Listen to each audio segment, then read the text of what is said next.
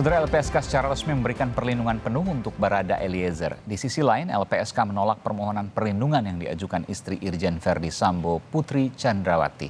Hal itu setelah LPSK menemukan kejanggalan dalam laporan Putri Chandrawati. Lembaga Perlindungan Saksi dan Korban LPSK secara resmi memberikan perlindungan sebagai justice collaborator terhadap Barada Eliezer. Sebelumnya, Barada Eliezer telah mendapatkan perlindungan darurat dari LPSK. Permohonan dari penasihat hukum maupun Barada ini sendiri, permintaannya untuk menjadi terlindung LPSK sebagai justice collaborator. Jadi putusan ini sudah resmi, oleh karena itu perlindungan darurat yang kita berikan sejak 2 hari yang lalu kita cabut dan kemudian perlindungan sepenuhnya dilakukan dalam bentuk bukan darurat lagi. Bentuk perlindungan yang diberikan LPSK untuk Barada Eliezer yaitu penebalan pengamanan di rutan, pemasangan CCTV portable, suplai logistik, cek steril udara, pemeriksaan rutin oleh dokter atau psikolog, serta pendampingan rohaniawan. Penasihat hukum Barada Eliezer, Roni Talapesi menyatakan, kliennya tidak mengetahui rencana pembunuhan Brigadir Yosua yang diduga diotaki Irjen Verdi Sambo. Roni Talapesi menegaskan, Barada Eliezer tidak ada niat untuk membunuh Brigadir Yosua. Sedikit saja kami sampaikan bahwa ada beberapa fakta yang terjadi bahwa tidak ada niat dari saudara kami, adik kami ini RE untuk melakukan tindak kejahatan atau melakukan tindak pembunuhan. Di sini sudah jelas bahwa dia bukan bagian dalam perencanaan. Tadi sudah disampaikan oleh LPSK sudah sangat jelas bahwa saudara Barada RE ini tidak bagian dalam rencana pembunuhan. Sementara itu LPSK menolak permohonan perlindungan yang diajukan istri Irjen Verdi Sambo, Putri Chandrawati. LPSK menemukan kejanggalan dalam laporan yang dibuat Putri. Selain itu, alasan lain, polisi juga menghentikan penyidikan kasus dugaan pelecehan yang dilaporkan Putri Chandrawati. Nah, karena sudah sampai pada titik bahwa Barreskrim menghentikan pengusutan terhadap laporan yang diajukan oleh Ibu B dengan tindak pidana pelecehan seksual, ternyata tidak ditemukan tindak pidana tersebut. Oleh karena itu, LPSK memutuskan untuk menolak atau menghentikan penelaahan terhadap Ibu P ini karena memang ternyata tidak bisa diberikan perlindungan. Sebelumnya, Barreskrim Polri menghentikan penyidikan kasus dugaan pelecehan terhadap Putri Chandrawati oleh Brigadir Yosua. Penghentian dilakukan karena polisi tidak menemukan peristiwa pidana.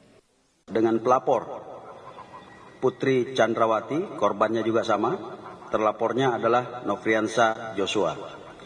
Berdasarkan hasil gelar perkara tadi sore, kedua perkara ini kita hentikan penyidikannya karena tidak ditemukan peristiwa pidana.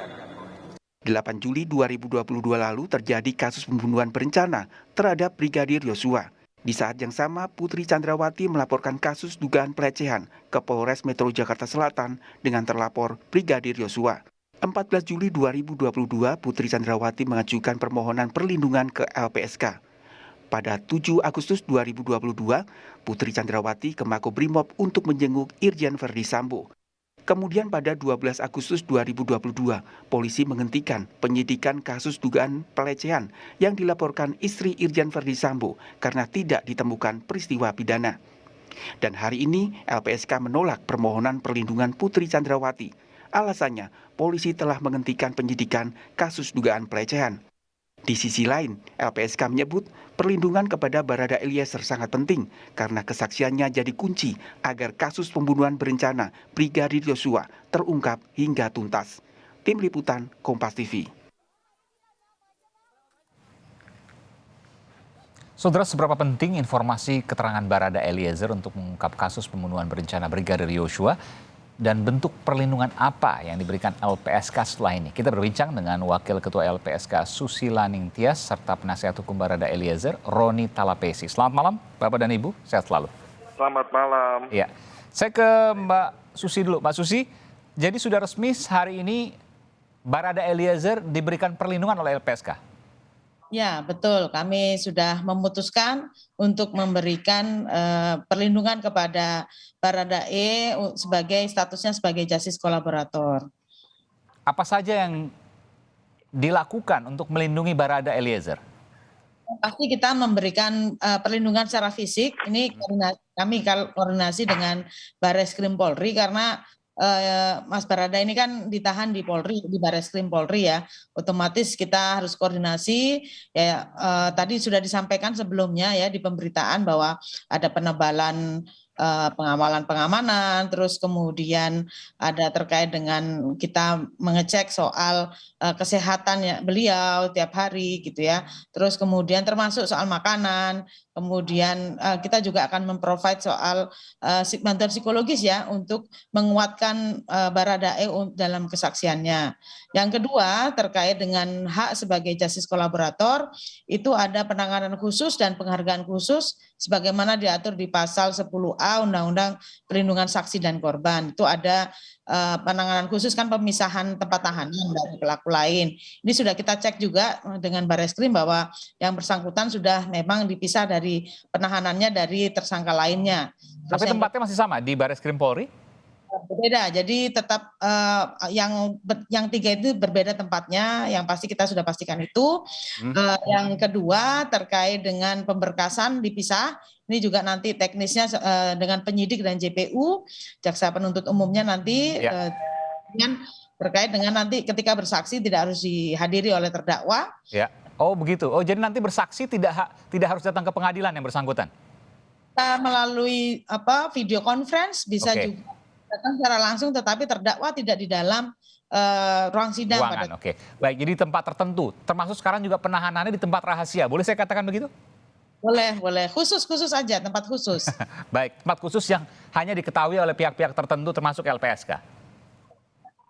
Iya, di sana juga kemudian saya mendengar juga makanannya, lalu bahkan AC-nya, saluran udara, lalu supaya logistik semuanya, misalnya ada yang memberikan dari luar, dari orang tua dan lain sebagainya, itu semua dilakukan pemeriksaan dan dijaga ketat. Betul, karena kami memastikan supaya Mas Barada ini aman gitu ya, tidak ada masalah dan tidak ada ancaman, bahkan sampai sedetil itu kami lakukan. Bahkan saya mendengar juga dari pihak LPSK bahwa Barada Eliezer dan LPSK juga keberatan ketika ada visual gambar yang kemudian dipublikasikan. Karena ada sesuatu di situ, mungkin Anda bisa menjelaskan, Mbak Susi? Betul, karena begini ya, sifat perlindungan saksi dan korban itu basisnya adalah kerahasiaan identitas. Jadi kita perlu menjamin kerahasiaan identitas dari orang-orang yang kita lindungi, termasuk saksi pelaku dalam hal ini adalah dalam kasus ini adalah Baradae. Meskipun sebelum-sebelumnya itu yang menyampaikan foto-foto itu sudah beredar, tetapi kami berharap tidak ada lagi foto yang beredar di media sosial, di pemberitaan terkait dengan Baradae ini. Apa sih yang dikhawatirkan? Mungkin saya nggak mendapatkan sesuatu yang membahayakan dari foto itu. Mungkin Anda bisa menjelaskan. Ya kita kan Mas Barada ini kan berada di dalam tahanan nih. Ya. Nah kita sudah lama tak berjumpa. Nah otomatis kan ada perubahan-perubahan yang terjadi yang kita tidak mau. Dan yang kedua dengan beredarnya foto, misalnya lokasi kita bertemu dan sebagainya kan bisa tahu nih, oh ternyata di sini. Nah mudah diketahui gitu loh. Tapi kan kalau lokasi post factum sudah terjadi jauh. Ya cuman kan kita bisa kemudian jadi dianalisis ini pasti lagi. Nah ini kan kekhawatiran secara teknis yang pernah kita terjadi gitu ya. Jadi ada terlindung kita, kemudian ada foto, ini terjadinya lama, tetapi kemudian dianalisis, oh ternyata pernah dilindungi di rumah aman ini, seperti itu. Jadi ini kan bisa di profiling begitu ya? Bisa diketahui, ditanyai mungkin orang sekitar dan lain sebagainya, lalu kemudian didapatkan channel-channel orang tertentu yang akhirnya mengantarkan pada yang bersangkutan, lokasi dan lain sebagainya atau data. Itu yang dikhawatirkan. Jadi sampai sebegitu ketatnya LPSK menjaga ini. Iya, karena informasi yang dimiliki oleh Baradae itu juga sangat penting untuk mengungkap kejahatan ini. Sudah worth it lah kita memberikan perlindungan yang super maksimum kepada Termasuk juga, saya harus tanyakan juga, karena begini, tentu kan ada tekanan yang luar biasa. Nanti saya akan tanyakan juga ke Bung Roni. Bisa juga mungkin nanti, ya kita tidak mengharapkan ada hal-hal yang tidak terbayang oleh kita, misalnya bunuh diri. Iya, itu juga kita cegah ya, itu sebabnya kami juga, tapi sejauh ini sih memang kondisinya fine-fine saja, baik-baik saja. Tapi kita juga mencegah supaya antisipasi lah, supaya tidak terjadi demikian. Kita memang provide untuk menyediakan tenaga psikolog dan rohaniawan yang sewaktu-waktu bisa dipanggil untuk membantu Baradae ketika dalam kondisi galau dan sebagainya. Jadi ketika dalam kondisi ragu dan sebagainya, ketika dalam kondisi down, itu kita berusaha supaya tetap stabil ya Baradae ini, dan kita provide itu kalau jika dibutuhkan. Baik, saya ke Bung Roni. Bung Roni jelas mendengar saya? Aiman? Iya, saya mendengar. Iya, Bung Roni, tentu ini menjadi hal yang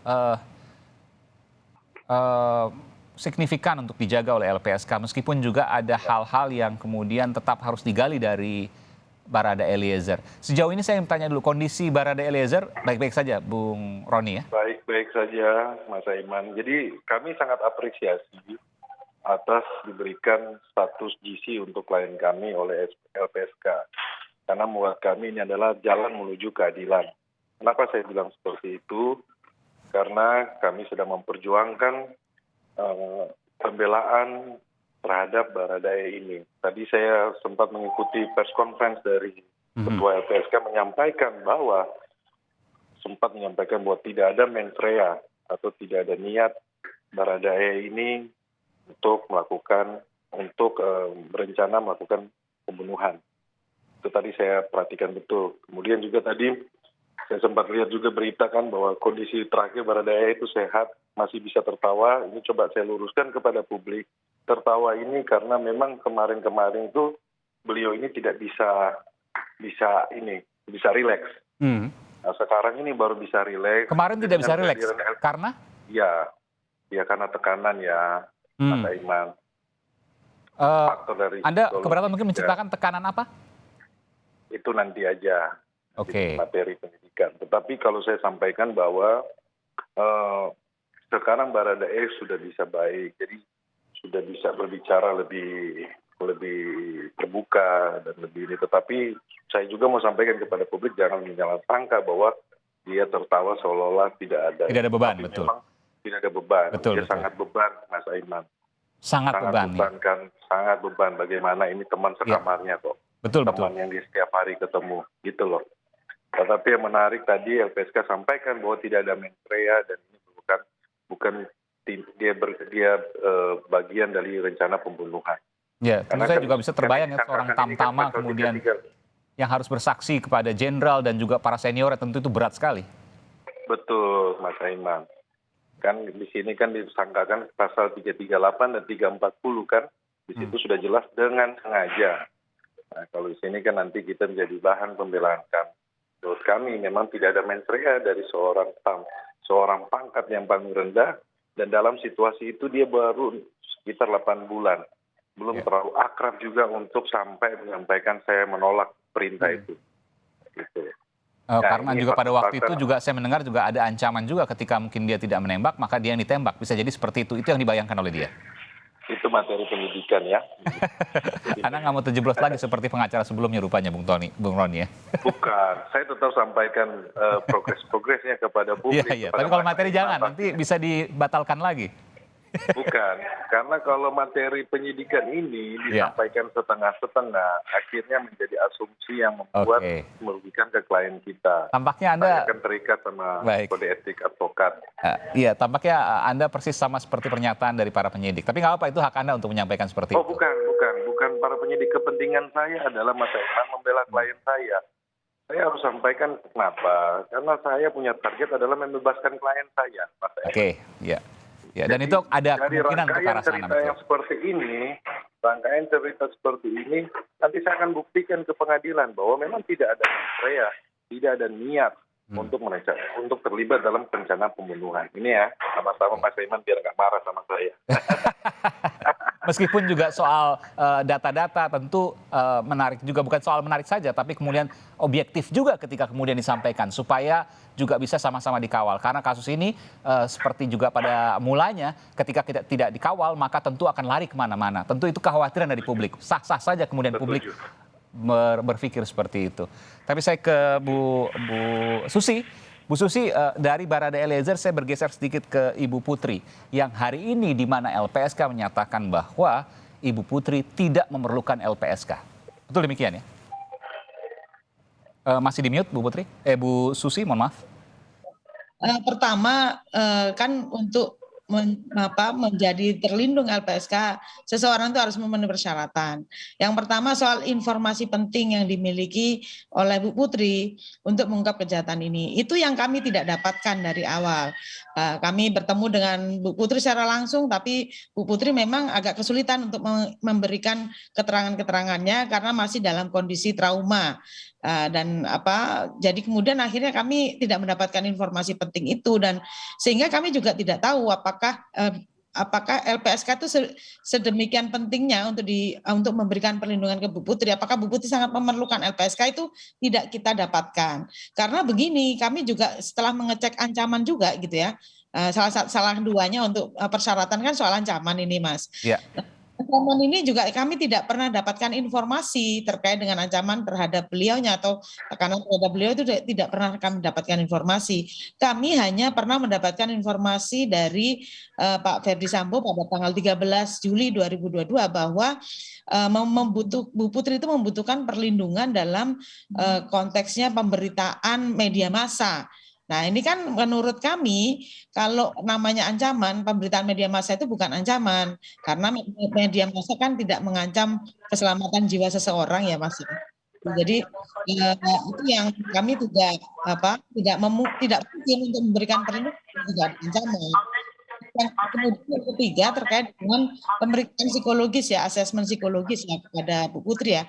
Karena Bu Putri ini memang dalam kondisi trauma, kan kami juga kesulitan untuk memeriksa lebih jauh, tetapi kesimpulan dari psikolog dan psikiater yang memeriksa pada saat itu ya, jadi memang Ibu Putri mengalami kondisi yang trauma dan depresi berat sehingga membutuhkan penanganan lebih lanjut. Dan kalau untuk memberikan keterangan seperti masih belum bisa memberikan keterangan, sehingga keterangan yang disampaikan mungkin tidak akan jujur dan tidak maksimal seperti itu. Baik, terakhir saya ke Bung Roni. Bung Roni, jadi pendampingan terus dilakukan termasuk juga bekerjasama dengan LPSK atas perlindungan, dan soal materi ini tentu menjadi subjek di persidangan ya, meskipun juga ada tuntutan dari publik untuk kemudian dibuka. Tapi tentu itu menjadi hak dari pihak penegak hukum termasuk juga pengacara. Apa yang bisa Anda sampaikan untuk pengungkapan ini selain juga kepentingan klien Anda untuk bebas, tapi juga demi keadilan? Demi keadilan. Jadi saya sampaikan seperti ini, Mas Aiman. Keadilan itu adalah milik semua. Jadi keadilan milik Baradae dan keadilan milik masyarakat juga. Apa yang menjadi tuntutan masyarakat tentu kita akan harus perhatikan juga kan. Jadi memenuhi rasa keadilan untuk kita semuanya. Kita mohon dukungan dari publik untuk Baradae ini dan keluarga sehingga bisa menjalani proses ini lancar sampai ke persidangan. Baik, terima kasih Bung Roni Talapesi, pengacara baru dari Barada Eliezer setelah 2 kali berganti. Ini adalah yang ketiga. Nanti kita akan lihat bagaimana kemudian proses persidangan hingga sampai nanti ya. Tentu ini menjadi hal yang menarik untuk dicermati dan juga untuk terus dikawal. Terima kasih juga pada Ibu Susila Ningtyas dari LPSK. Terima kasih Bu Wakil Ketua LPSK. Selamat malam Bapak dan Ibu, sehat selalu.